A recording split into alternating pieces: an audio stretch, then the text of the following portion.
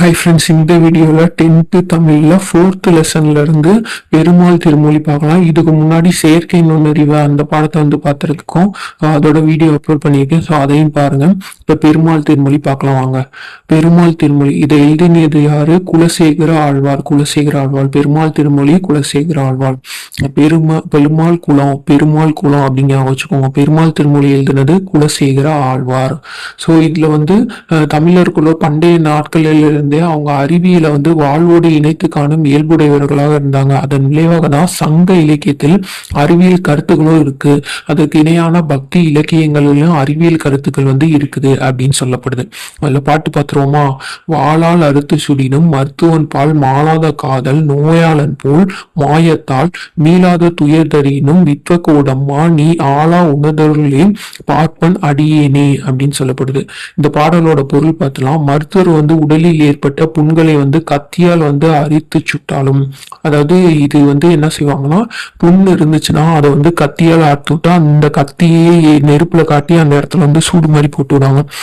எந்த படத்துல பார்க்கலாம்னா PS1 பார்க்கலாம். PS1 தான் நினைக்கிறேன். ஆமா, அதுல அந்த போர்லாம் முடிஞ்சிட்டு கார்த்திக் அந்த செஞ்சு விட்டுட்டு இருப்பாங்க பாருங்களேன். அந்த ஃபர்ஸ்ட் ஸ்டார்டிங்லேயே வரும் அந்த சீன் பார்த்தீங்கன்னா. அதை ஞாபகம் வச்சுக்கோங்க.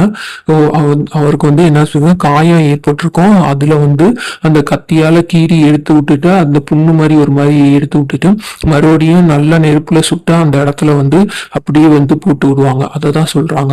மருத்துவர் உடலில் ஏற்பட்ட புண்ணை கத்தியால் அறுத்து சுட்டாலும் அது நன்மைக்கு என்று உணர்ந்த நோயாளி அவரை நேசிப்பான். வித்தகோட்டில் எழுந்தறியலிக்கும் அன்னையே, அது போன்று நீ உனது விளையாட்டால் நீங்காத துன்பத்தை எனக்கு தந்தாலும் உன் அடியவனாகி உன் அருளையே எப்பொழுதும் எதிர்பார்த்து வாழ்கின்றேன் அப்படின்னு சொல்லப்படுது.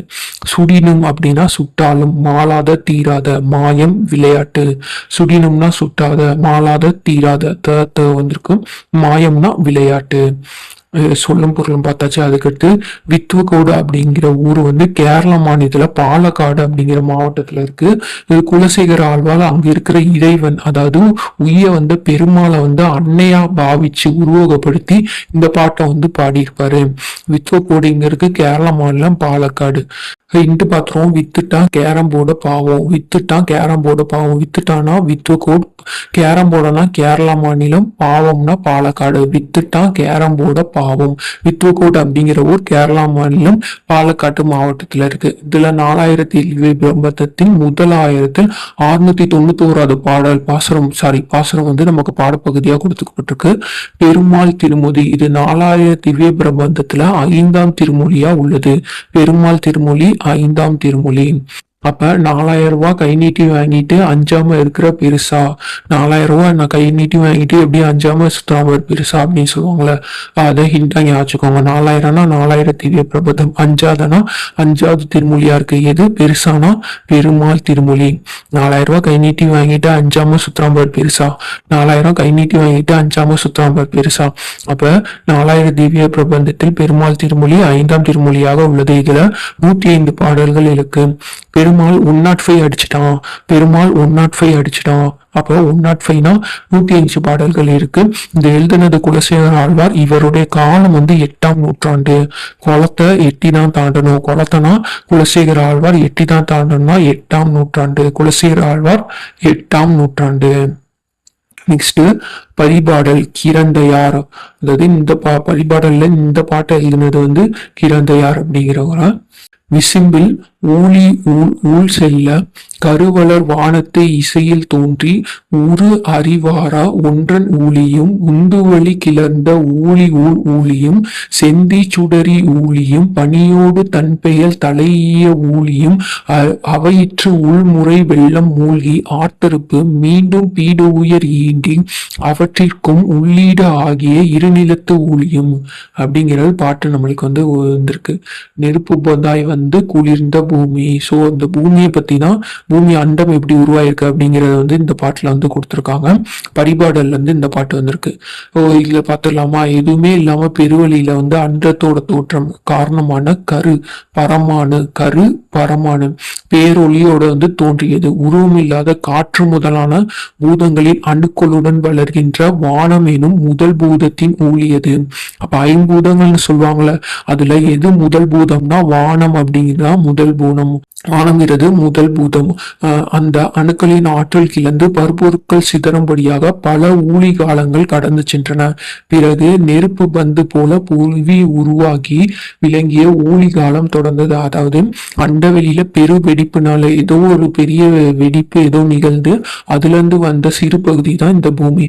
அது ரொம்ப நாளா வந்து வெப்பமா வந்து சுத்திட்டே இருந்திருக்கு. நெருப்பு பந்து போல இந்த பூமி சுத்திட்டே இருந்திருக்கு. அதுக்கப்புறம் தான் பூமி வந்து குளிர்ந்திருக்கு. அதுக்கப்புறம் மழை பொழிஞ்சிருக்கு. மழை பொழிந்த ஊழிகாலத்தோட குளிர் வந்திருக்கு. அதுக்கப்புறம் மழை பொழிஞ்சிருக்கு. அவற்றோடு தொடர்ந்து பெய்த மழையால் பூமி வெள்ளத்தில் வந்து மூழ்கியது. மீண்டும் மீண்டும் நிறைந்த வெள்ளத்தால் நிறைந்த இப்பெரிய உலகத்துல வந்து உயிர்கள் உருவாகி வாழ்வதற்கு ஏற்ற சூழ்நிலைகள் வந்து தோன்றின. அந்த சூழல் தான் உயிரினங்கள் தோன்றி நிலை பெற்றும்படியான இப்ப நம்ம வாழ்ந்துட்டு இருக்க இந்த பூமி இருக்கு அப்படிங்கிற மாதிரி சொல்லியிருக்காங்க. சொற்பொருள் பார்த்துடலாம். விசும்பு, வானம், ஊழி, யுகம்,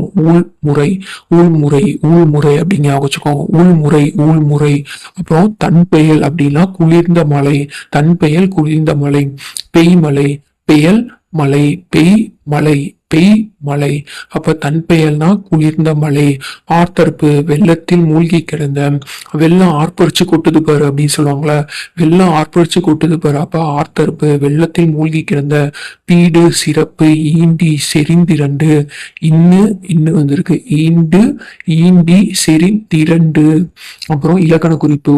ஊழ் அடுக்கு தொடர். வளர்வானம் வினைத்தொகை. வளர்வானம் வளர்ந்த வானம், வளர்கின்ற வானம், வளரும் வானம் அப்படின்னு முக்காலத்துக்கு வர்றதுதான் வினைத்தொகை. செந்தி அப்படின்னா இந்த மாதிரி இருக்குதான் பிரித்தல் மாதிரி இருக்கும். செம்மை கூட்டல் தீ அப்படின்னு. அப்ப மை வந்திருக்கா, செம்மை கூட்டல் தீ. அப்ப பண்பு தொகை. செம்மை அப்படின்னா சிவப்பு நிறத்தை குறிக்குது. அப்ப நிறம், அளவு, வடிவம் அதெல்லாம் வந்து பண்பு தொகையா. அதுக்கடுத்து வாரா, ஈறுகெட்ட எதிர்மறை பெயரெச்சம். வாரார் அந்த மாதிரி ஏதாச்சும் வந்திருக்கும். ஸோ பின்னாடி அது வந்து ஈறு வந்து கெட்டு அதான் வந்திருக்கனால பெயரெச்சமா வந்திருக்கனால இது வந்து ஈறுகெட்ட எதிர்மறை பெயரெச்சம். வாரா, வாரா சொல்லி பாருங்க. வாரா, வந்துடும் லாஸ்ட்ல. வந்தாலே அது வந்து பெயரெச்சம். லாஸ்ட்ல ஈறு கெட்டு இருக்கனால இது ஈறுகெட்ட எதிர்மறை பெயரெச்சம். சோ கிளர் இத்து கூட்டல் இத்து கூட்ட கிளர் பகுதி இத்து சந்தி இந்துத்தானது விகாரம் இத்து வந்து இறந்த கால இடைநிலை ஆங்கிறது பெயரெச்ச விகுதி. இந்த அண்ட பெருவெளியில நம்ம பால்வீதி போன்று எண்ணற்ற பால்வீதிகள் வந்து இங்க இருக்கு. வெளியே நின்று பார்த்தோம்னா நம்மளுக்கே தெரியும். அது சின்ன சின்ன தூசி போல கோடிக்கணக்கான பால்வீதிகள் வந்து இங்க இருக்கு அப்படின்னு சொல்லப்படுது. அமெரிக்க வானியல் வல்லுநர் எட்வின் ஹபிள் 1924 நம்ம பால்வீதி போன்றே நிறைய பால்வீதிகள் வந்து இருக்கு அப்படிங்கிறத நிரூபிச்சிருக்காரு. ஸோ இதுக்கு ஹிண்ட் பாட்டு இல்லாமா? அமெரிக்காவை எட்டி பார்த்தா 24 வயசுலேயே பாலூத்த தான் செய்வாங்க. அமெரிக்காவை எட்டி பார்த்தா 24 வயசுலயே பால் ஊத்த தான் செய்வாங்க. அமெரிக்க வானியல் வல்லுநர் எட்டி பார்த்தானா எட்வின் ஹபிள் 24 வயசுனா 1924 பால் ஊத்த தான் செய்வாங்க. நம்ம பால்வீதி போன்றே நிறைய பால்வீதி இருக்கு அப்படிங்கிறத நிரூபிச்சிருக்காரு. அமெரிக்காவை எட்டி பார்த்தா 24 வயசுல பால் ஊத்த தான் செய்வாங்க. நல்லா ஹிண்ட் வந்து நல்லா ஞாபகம் வச்சுக்கோங்க. அதுக்கப்புறம் 1300 ஆண்டுகளுக்கு முன் மாணிக்க வாசகர் திருவண்ட பகுதியில இது குத்தி எழுதியிருந்தாரு. இவர் 1924 தான் நம்ம பால்வீதி போன்றே நிறைய இருக்குன்னு சொல்லியிருக்காரு. ஆனா மாணிக்க வாசகர் அப்பயே 1300 ஆண்டுகளுக்கு முன்னாடியே இருந்து இதை வந்து சொல்லியிருக்காரு.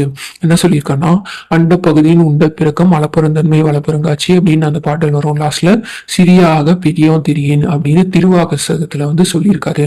சிறியாக பெரியோ தெரியும்னா அதான் சின்ன சின்ன தூசி போல இருக்கிற ஆனா பெரிய பால்வீதிகள் நம்ம அண்டம் போலயே அங்கட இருக்கு அப்படிங்கிறப்பல சொல்லியிருக்காரு. 1300 ரூபாய்க்கு மாணிக்கம் அண்டாவை வித்துட்டான்.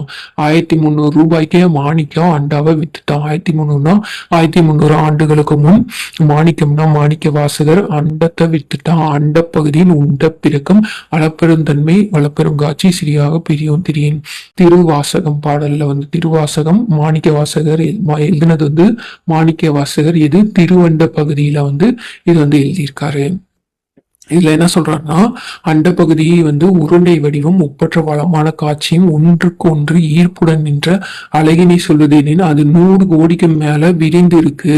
இல்லத்துள் நுழையும் கதிரவனின் ஒளிக்கற்றில் தெரியும் சின்ன சின்ன தூசி போல ரொம்ப நுண்மையா இருக்கும். நம்ம கண்ணுக்கு வந்து சின்ன சின்ன தூசி போல தெரியும், ஆனா ஒவ்வொன்றும் அவ்வளவு பெருசா இருக்கும் அப்படிங்கிறப்ப சொல்றாரு. பரிபாடல் இது வந்து 8 தொகை நூலை சேர்ந்ததுதான். ஒத்த பதித்து பற்று ஓங்கு பரிபாடல். ஸோ அந்த பாட்டை ஞாபகம் வச்சுக்கோங்க. அதுல எல்லா 8 தொகை பாட்டுமே வந்திருக்கும். ஈஸியா வந்து நல்லா ஞாபகம் வச்சுக்கலாம். அதோட முன்னில இருக்க அந்த பெயரொட்டோட வந்து ஞாபகம் வச்சா சிறப்பு பெயரோட இதுக்கு பாத்தீங்கன்னா ஓங்கு பரிபாடல் அப்படின்னு சொல்லப்படுது. இதுல நம்மளுக்கு கொடுத்திருக்க பாடலை எழுதினதுதான் கீரந்தையார். இது சங்ககால நூல்கள்ல பண்ணோடு பாடப்பட்டது நூல் எதுனா இந்த பரிபாடல்.